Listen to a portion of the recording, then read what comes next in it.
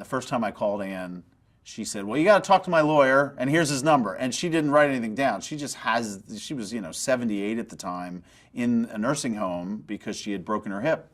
So so that's the first contact I had. This number came right out of the top of her head. I said, she's really sharp, So I started going to the nursing home where she was and spent a lot of time with her. Did some interviews with her and brought her things she wanted from the grocery store, and we had a good old time, watched some TV together. And then luckily she was able to move out of the nursing home and back to her house, which was great. And I talked to her a lot over the next couple of years. She loved the script. She was really excited. I have some great voicemails from her saying how excited she was to see the movie. And unfortunately, she passed away in 2016 and will be unable to.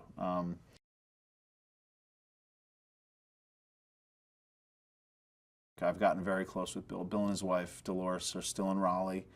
They're lovely people. And when you talk to Bill Riddick, and you meet Dolores as well, you see why he was able to corral these two to sit together and talk together and work together. He's an amazing man.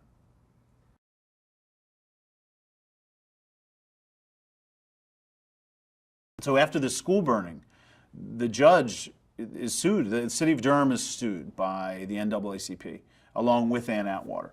And the judge doesn't want to rule. He's a guy that knows how to be a judge in the South. He actually might be a little forward-thinking and liberal, but he knows that's going to piss off a lot of people, and he's got to get reelected. So he hears about this guy, Bill Riddick. And so they call Bill Riddick up and try to have them settle their differences on their own so this judge will be let off the hook. And so Bill Riddick decides, well, I'm going to hold this thing I've been doing called a charrette. He pulls in C.P. Ellis, he pulls in Ann Atwater and says, let's get to work. Let's see if we can't agree on how to do this, right? And of course, C.P. Ellis is only there because he's being prodded by the white power structure in Durham. Do it, do it. He doesn't want to do it, right? He's not going to sit with Ann Atwater. How's that going to look to his guys, right? But they're pushing him because then he can disrupt it. It won't be successful, right? And so he says, okay. Ann Atwater, who hated C.P. Ellis, didn't want to work with him at all, and she says it, and didn't want to work with that cracker. That's what she called him all the time. He called her much worse, of course. And so she decided she'd say yes because she was worried she would be seen as a coward or afraid of C.P. Ellis in some way. So they were, it's funny, they kind of said yes for all the wrong reasons. They didn't really want to be with each other. And it's funny because immediately they start having these arguments and they start talking through issues and things start happening, but they're at least talking, right? They're talking to one another.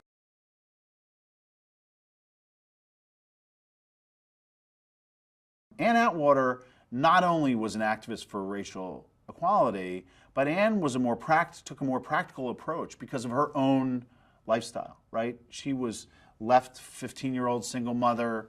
She was a domestic for a couple dollars a day trying to raise a family. She had to endure slumlords. And so what she did was, she not only was an activist for racial equality, but she actually just, on a practical level, formed Operation Breakthrough, which helped the underprivileged and the people who had terrible housing improve their standard of living, like that basic. And just that is so important.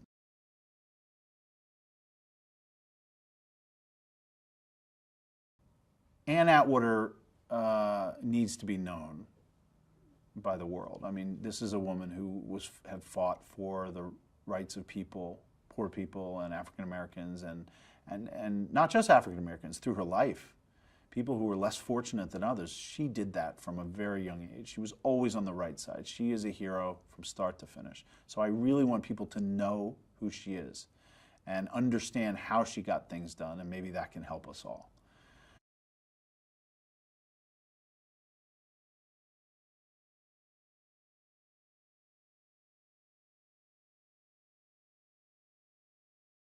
Well, Ann Atwater was a powerhouse civil rights leader in the 1970s in Durham, North Carolina.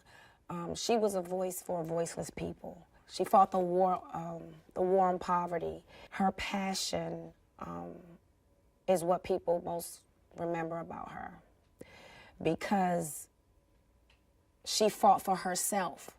And in fighting, you know, the slumlords and the most horrible living conditions for her own self and her family, she learned the law. And what's made her an angel is that she reached back and helped others around her. She was like the saint of the community.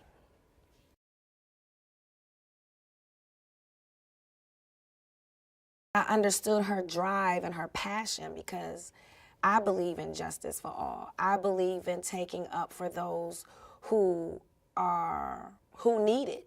You know, I believe in taking up for people who are bullied. You know, I was always a kid who would fight the bully. You know, I would take up for that kid in the cafeteria. So I understood her plight.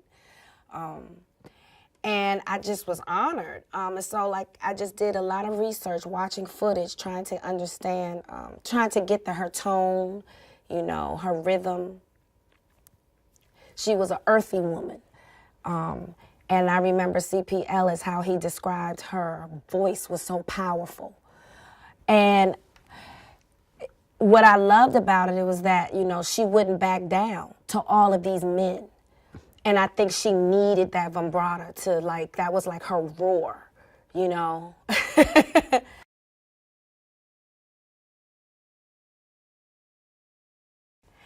I mean, I was just blown away when I heard Robin, our director, sent me a voice recording of her saying that she was honored that I was going to play her. And I was like, she really wants me to play her? Like, she knows who I am. And I heard her say it. I was just so honored, which relieved a lot of the pressure for me because she trusted her story in my hands. I just wish she was alive to see it so I could ask her how I did.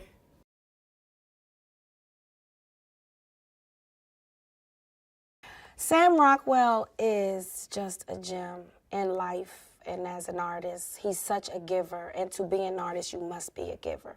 We both felt the urgency, and we both felt the responsibility of telling this story. We both knew how important it was, and I think everybody involved in this production, both in front of the camera and behind the camera, understand that this story is needed. Like, we need this story like we need water.